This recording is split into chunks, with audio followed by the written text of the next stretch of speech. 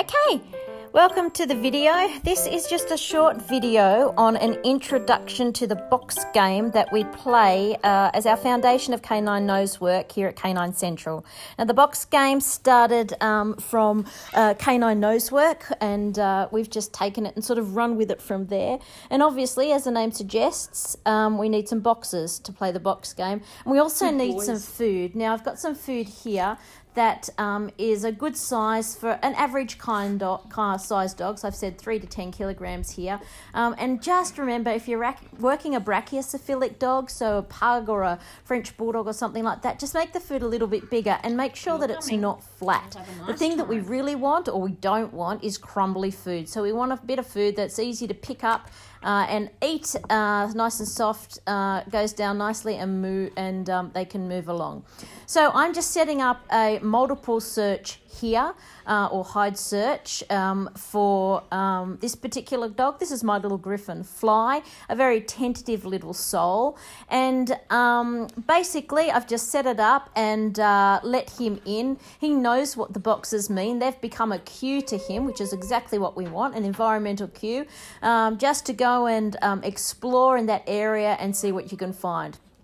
Now, the thing with the box game is it should start off very simple with all your dogs, but as you move along, it can be modified to a great degree in order to bring out some behaviours that you might need to increase in your dog's repertoire. So Fly lacks a bit of confidence, and this is a great little bit of video here. I've got some food in that cup there, and that was just in a milk crate. So, it doesn't have to just be cardboard boxes, but that's what we like to use as our foundation. And there's a bit of food in there, so he's gotten it out of the milk carton, and now basically he's created another puzzle for himself, and that is how to get it out of this pesky cardboard box. So I think if there's any particular rule to this game for us, it's that we don't go and show the dog if they're having trouble. This is really a level of place where we're getting information about the dog so that we can begin to really put a program together that's specialised for their needs. And we do that formally or informally. So it's just about working out what each dog brings to the table and how you can set it up for him.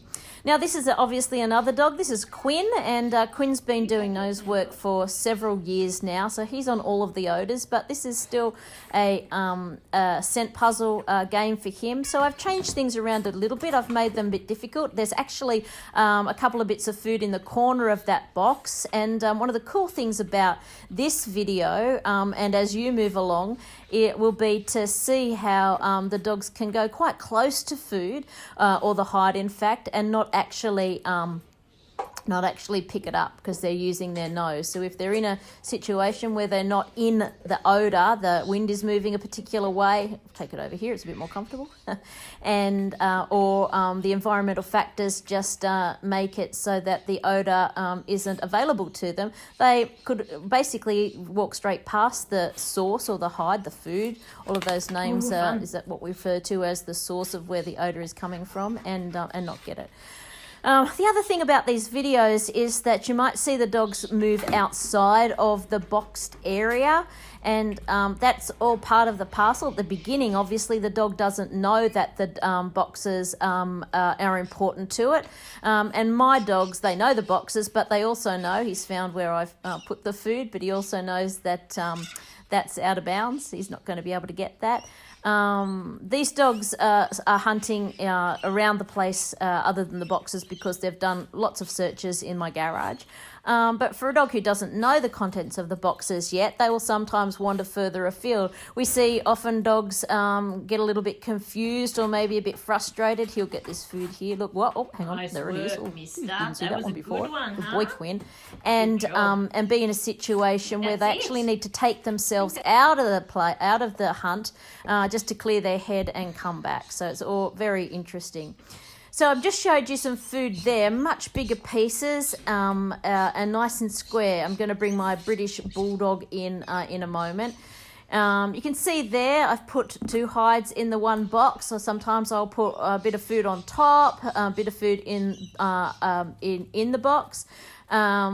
It's interesting to often watch dogs who have been taught this game elsewhere and see that they have learnt that there's only one bit of food on the box, and it can be quite tricky to them and quite a concept for them to be able to understand that in my game there might be 2, 3, 4, 5 bits in one particular box or in a particular box puzzle. So you can see the difference with this dog. Obviously, she's a 10-year-old dog, but more important than anything, because brachiocephalic dogs are very popular at the moment, and those of you who aren't used to working brachiocephalic dogs just have to understand and realise that they just do not have the ability with picking up food that the average dog does. So I thought it was just a good example or a good way, opportunity to put Luca in here. She's just been in hospital, so she's got bits of fur missing where they've put drips in. Wow. And show you just how important it is to, really understand the individual dog that you're working with.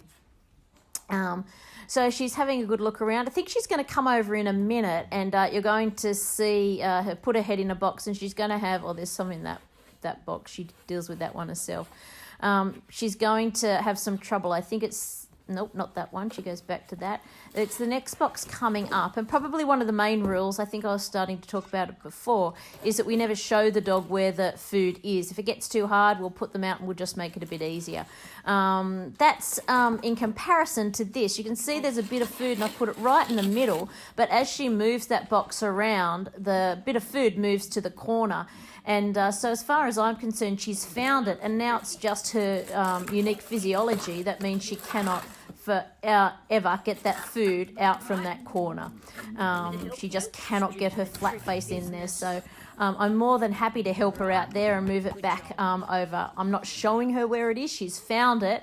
She just needs a bit of opposable digit help to move it into a place where she can actually pick it up and eat it. So there's so much. It looks very simple, but as we've gone on and played this game more and more and more, there is so much that you can do with this simple little box game, or chicken in a box, as a lot of people call it. It's very much the foundation of the methodology of canine nosework that I first initially learnt and absolutely love. So I hope this helps, and hopefully see you at a workshop or a class soon. Cheerio, have fun.